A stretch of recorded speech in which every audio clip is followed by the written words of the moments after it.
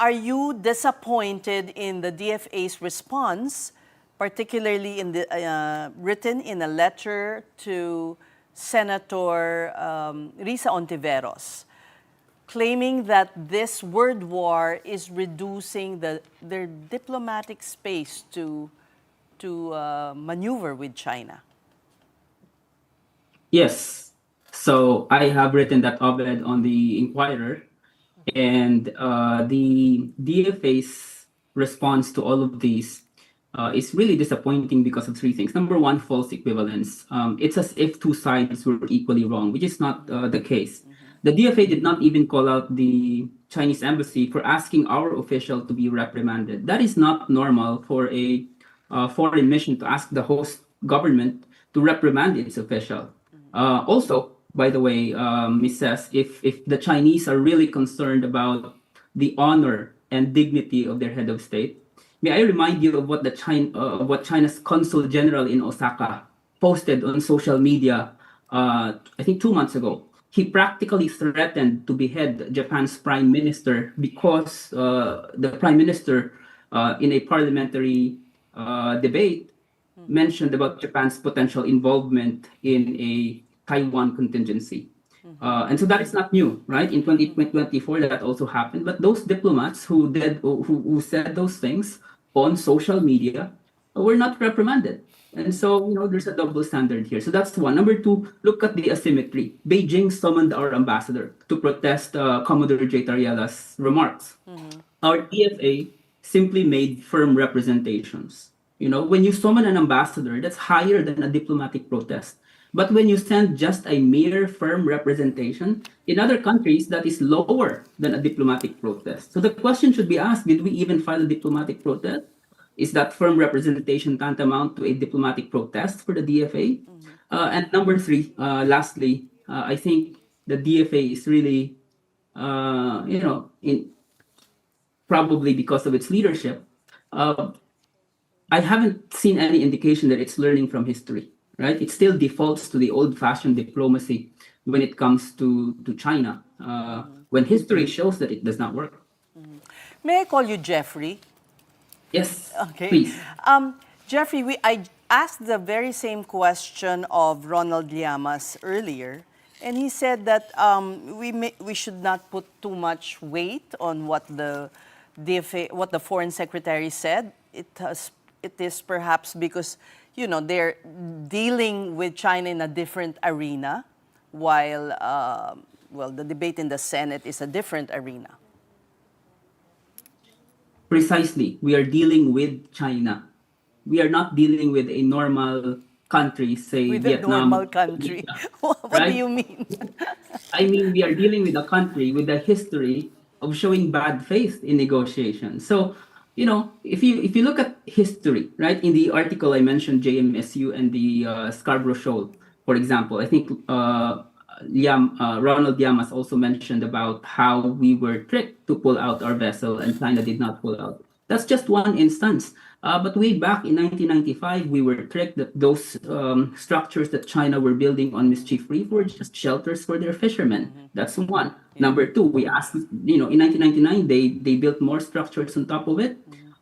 We protested. We talked to them bilaterally. No transparency policy then. Closed door meetings. They issued a joint statement. What did China say? Those facilities will remain for civilian purposes. So we know now that those were lies. In the JMSU, or the Joint Marine Seismic Undertaking that I mentioned in the Inquirer article, they tricked us there as well. So we allowed them to survey Philippine EEZ with the understanding that they would share the data with us.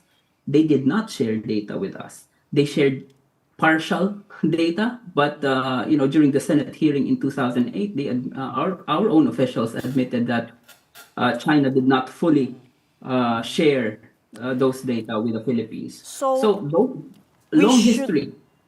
We should no longer have any hope that when we host the ASEAN summit here, that China would relent on a code of conduct to guide all of the claimant countries. Yes. So I think So two things. Number one, it's possible to have a code of conduct, but it's going to be so watered down that it would have zero effect, zero impact whatsoever on the situation in the West Philippine Sea or the South China Sea. And that is only if we allow them to actually water it down. Now, if we don't allow the Chinese to water it down, there would be no COC. Okay, well, I also asked this question of Ronald Llamas earlier, and I'm going to ask it to you. On top of that statement that the DFA released, they also appointed a spokesperson, I believe, and correct me if I'm wrong, for the very first time for their Maritime Affairs Division. He was a former member of the Coast Guard as well. Were you surprised by that, adding another voice to the chorus, or is it all in line with what you said in your article? I don't see any problem with that because, in fact, it's perfectly fine to have multiple spokespersons on the West Philippine Sea for as long as everyone is speaking with the same voice, right? When it comes to the South China Sea, our claim in the West Philippine Sea. But when I listened to I don't know, was that a press conference?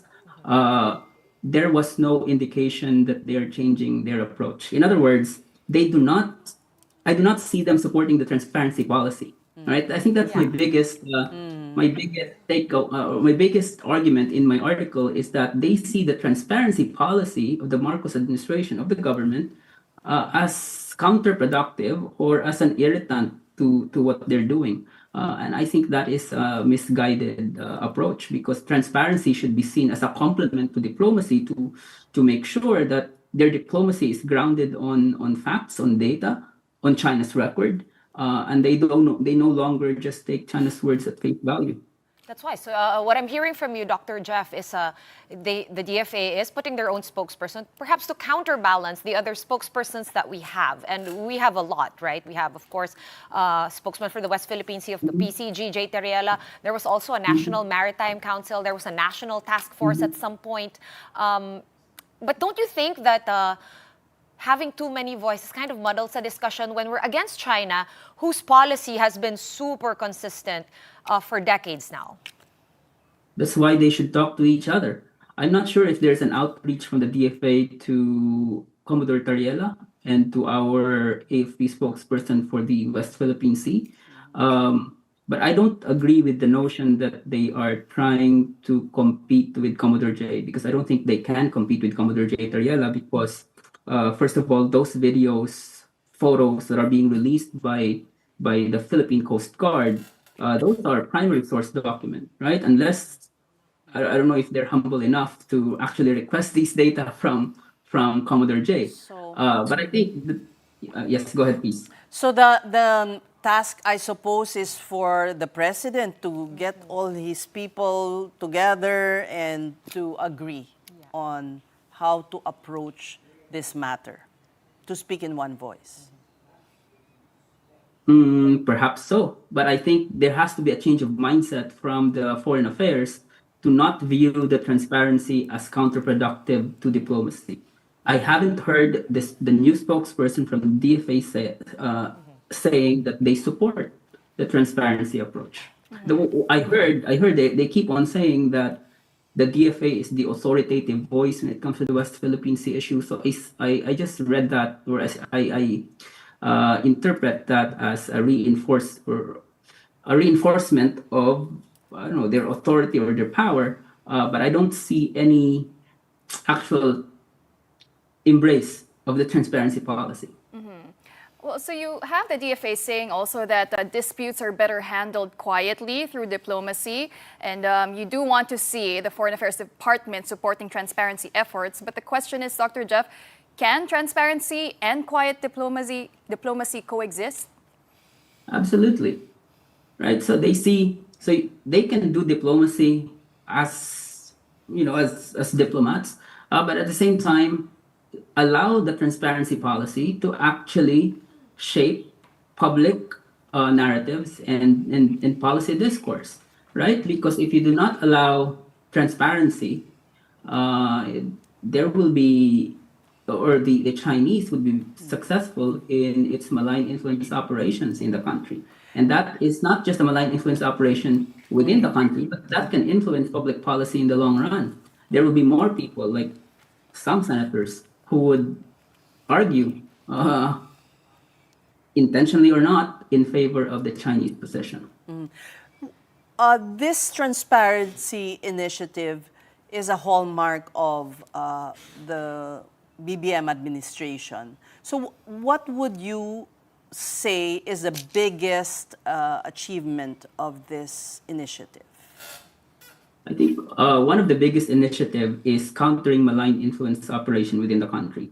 So if you notice, last year there was a survey conducted by Pulse Asia asking if they support the transparency initiative. It was 94%. There was another survey that asked about their awareness of the West Philippine Sea issue, and that showed significant number. I can't remember, I can't recall on top of my head what was that, but it was a majority of Filipinos expressing or essentially saying that they have awareness or high awareness of the dispute.